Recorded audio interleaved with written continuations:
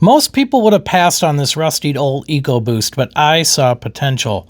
So let's do this. Oh boy. So this is the after. It looks like a brand new truck. This is actually a 2013. And when I came across this on Marketplace, I knew for the price that something had to be wrong with it. It had pretty rusty rocker panels. This is after I sprayed fluid film all over the bottom. I did a little bit of Bondo work. I brushed it with the wire brush, and this is how it sounds. It's a clean sounding truck. It's only got 108,000 miles. No lights. I had a mechanics do the scan tool. It had no stored codes, so I went ahead and bought it all cash. And I'll tell you how much later on. But these are my lineup here. A lot of fluid film, a lot of oxy for that rust conversion. And again, there, it's just flaking off. I think the previous owner gave up on it. He thought it was too far gone. But if you look at the frame is good. That's the most important part. And the part where your bed and your cab attach to the frame, check those too.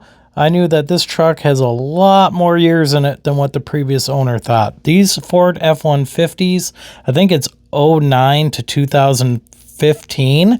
These rocker panels didn't have any holes to let the moisture out. So they're notorious for getting really rusty. But I caught this one not in time, but soon enough so actually the step rails weren't falling off when you step on them. There's not a lot of flex. Make sure to put down a tarp when you're spraying fluid film, when you're spraying these rust converters. You're going to want it on something because you're going to be scraping. You're going to be dumping a lot of rust down. I end up pulling that whole seam off too. This is the before. This is before I did any treatment. I just want you to get a good idea of what you're getting into here. I looked for Minnesota trucks for 2 years. I have a Volkswagen Passat TDI diesel. It's great on gas. And this is what a bad frame looks like. You don't want any rust on your frame looking like that with holes all over it. This frame is solid. It has surface rust, but no holes. So I get a wire wheel. I get a I forget what this wheel is called, a poly something, but that's to get off any of the flaky stuff. Get some bare metal. You want to scrape off any of that paint that's chipping. And again, you look for the truck that you know you can tackle. If rust doesn't bother you, then you can just spray it with this converter. It's a rust converter, and that's going to get you a lot more time out of a rusty truck because it actually, just like in the name, converts that rust so it's not going to spread anymore. But you want to make sure to get it up into the doors, into the panels, all the way around the rust. You want to soak everything with it.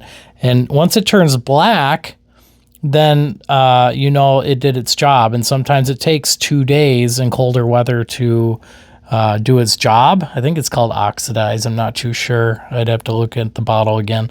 But I just use a wire brush. I knock off all that loose stuff. It tells you on the bottle exactly what to do. The bottle I got is awesome. It's a big gallon, and it came with 2 spray bottles. And the sprayers are pretty good quality. They get a good spread. After I do the rust converter, I wait 2 days. I wait till it's not tacky anymore, and you'll tell because if you touch it, it's a little sticky if it hasn't done its job yet. So when it's not tacky anymore, then you can spray it with a primer, and then you can use your fluid film. What is fluid film? Good question, because I didn't know what it was either until I started looking up rusty trucks and how to help them out and how to make them last a lot longer. So we'll go through that when we get to it. But for now, let's go ahead and do the rust converter. This stuff is pretty nasty. Make sure you put on gloves.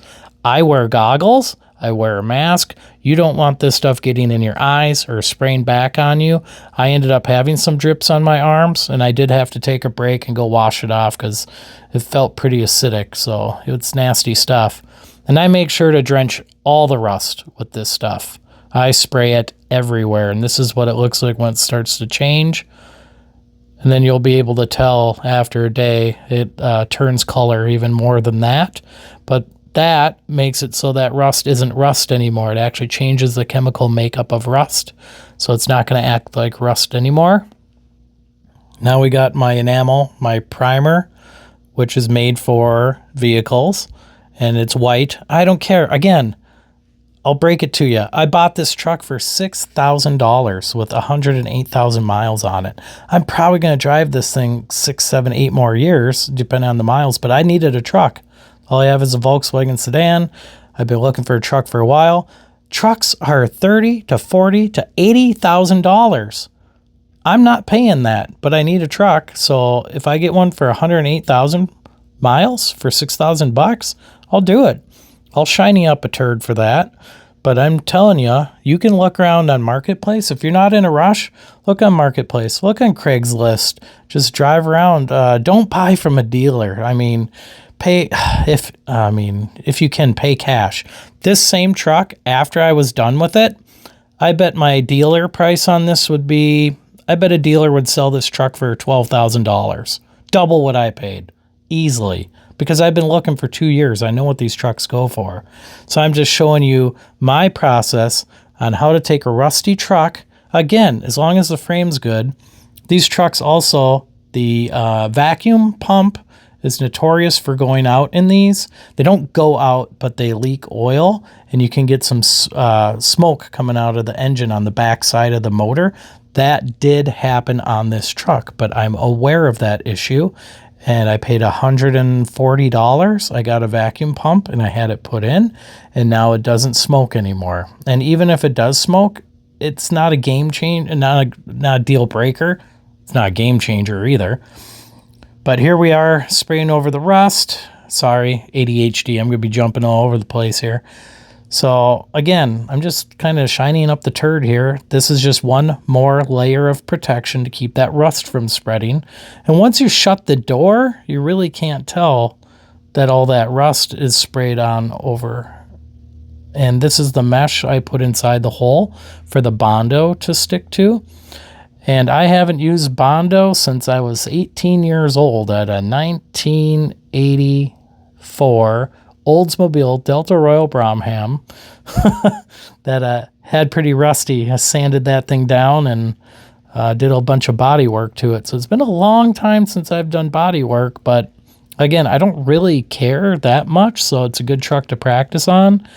I'm just throwing this mesh in here, and it's kind of sticky on both sides, so once I get it up in there, I can kind of press it forward to get it to stick to the panel enough to get some Bondo on there. As long as there's not a hole in the side of the cab or the side of the bed, I don't care. I just want a truck that runs, that'll get me from A to B, that'll help me with yard stuff. You know me, I do a lot of woodworking, and it kind of kills me sometimes that I can't pick up stuff on the side of the road to bring home to fix and work on. I mean, this thing's going to generate some income for me at the end of the day, and I don't need, again, a $60,000 truck. So Bondo, it'll tell you all the instructions on the can. You don't need a lot of the activator on top of this, but it does dry. It does get warm and dry and harden in like 3 to 5 minutes. So you want to make sure to work fast. Once you start mixing it, you kind of start a timer because you don't have very long. That's why you do small batches. You don't look at the whole truck and plan on hitting every single hole at the same time. Not going to work. And I already knew that because I remember from doing this years ago that it hardens pretty quick. So first, you just want to cover the hole, and then you're going to sand it down, and then you're going to do it again. So each coat, you're going to be sanding it down each time till you get a good even layer. But you want to push it through that mesh because you want to make a good of a bond to the metal and to that mesh as you can. It's going to give it the best chances for hanging in there if any rocks get kicked up into it, or for some reason a kid bumps into it with a bike or something.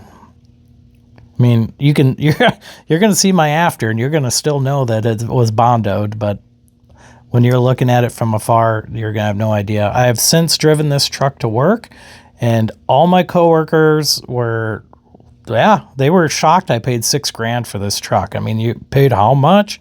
It looks brand new from the front. So just, if you got another vehicle, if you're not in a rush, do your due diligence, shop around, There's good deals out there.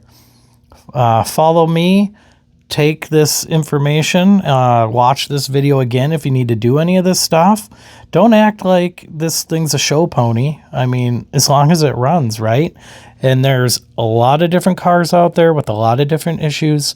ChatGPT is your friend. It knows a lot about used vehicles. It'll tell you what to watch out for, what to stay away from.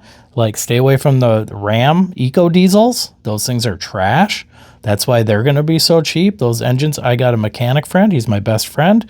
Those Eco Diesels, they always go out around 100,000 miles. If you want to get 200, 300,000 miles, punch it in Chat GPT, tell it everything you know about the vehicle, and it'll give you a straight up answer on whether it's a send it or buy it. And the work that needs to be done. Ask for records. If it's private party, the guy I bought this truck from, really straightforward. He is in the military. He just didn't drive it much.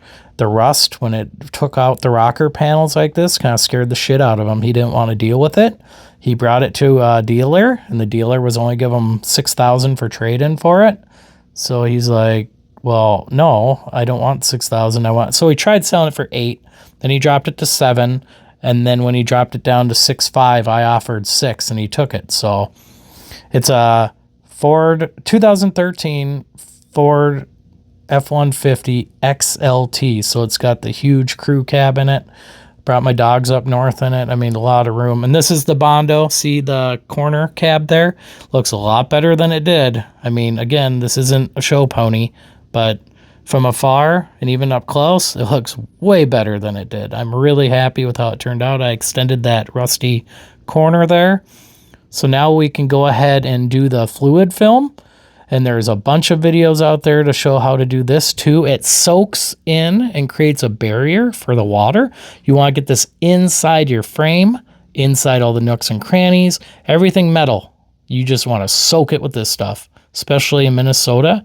Keeps the salt out. This stuff I'm going to do every fall, and it's going to keep this thing from rusting any more, any worse. It's going to be impenetrable. So this truck, check back, I'll be driving this thing for 6-7 years. I only paid $6,000 for it. So who's the suckers that are paying $40,000 to $80,000 for a truck?